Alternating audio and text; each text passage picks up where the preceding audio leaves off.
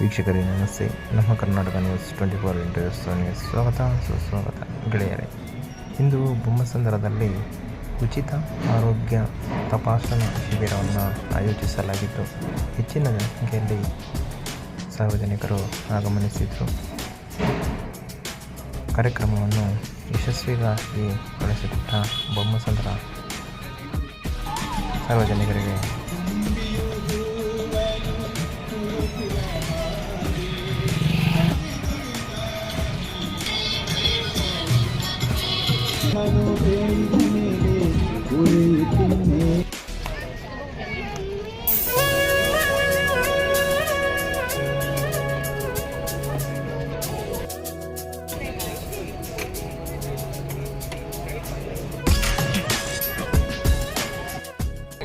ಏನು B check ಮಾಡ್ತಿದ್ರಾ?